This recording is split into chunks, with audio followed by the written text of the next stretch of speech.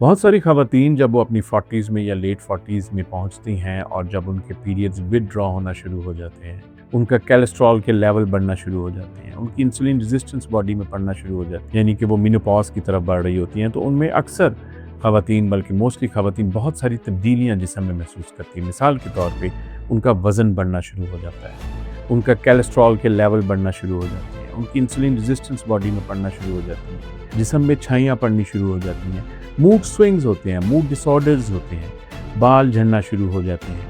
और फिर वो हमारे पास बीइंग एन एंडोक्रिनोलॉजिस्ट जब विज़िट करती है कि डॉक्टर साहब ये यकदम हमारी बॉडी में क्या हो गया है, तो ये अंडरस्टैंड करना ज़रूरी है कि जब कोई भी खातून 40s में या लेट 40s में मेनोपॉज़ की तरफ अप्रोच करती है तो बेसिकली उसमें ईस्ट्रोजन लेवल्स की कमी होनी शुरू हो जाती है। जब ईस्ट्रोजन लेवल कम होना शुरू होते हैं तो होता क्या है कि बॉडी में विसरल फैट डिपॉजिट होना शुरू हो जाता है, इंसुलिन रेजिस्टेंस बढ़नी शुरू हो जाती है और जो एनर्जी एक्सपेंडिचर रेट होता है पर डे के हिसाब से वो गिरना शुरू हो जाता है।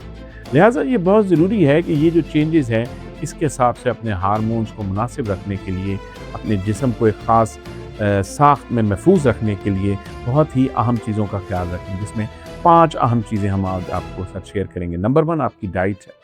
डाइट में ये बात यकीन कर लें कि एक आपने प्रोसेस्ड फूड को नहीं इस्तेमाल करना, आपने वेजिटेबल और फ्रूट और प्लांट बेस्ड फूड का इस्तेमाल करना है, ऐसी फूड इस्तेमाल करनी है जिसमें फाइबर रिच हो। दूसरे नंबर पे आपने कोशिश करनी है कि 200 से 250 मिनट वॉक हफ्ते में कम से कम ज़रूर करें। तीसरी और सबसे अहम चीज़ है स्ट्रेंथ ट्रेनिंग। जी हाँ, मसल को स्ट्रॉन्ग करना इस स्टेज पे लाइफ के बहुत ज़रूरी है।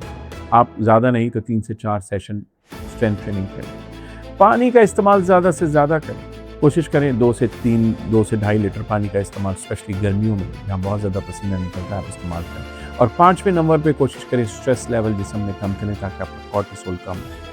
लिहाजा ये 5 अहम चीज़ें हैं जो कि बहुत ज़रूरी हैं, जो कि आपको अडॉप्ट करनी है अगर आप मेनोपॉज़ या पेरी मेनोपॉज़ में अप्रोच कर रहे हैं और आप चाहते हैं कि इसके नताइज आपको भुगतना ना पड़ें।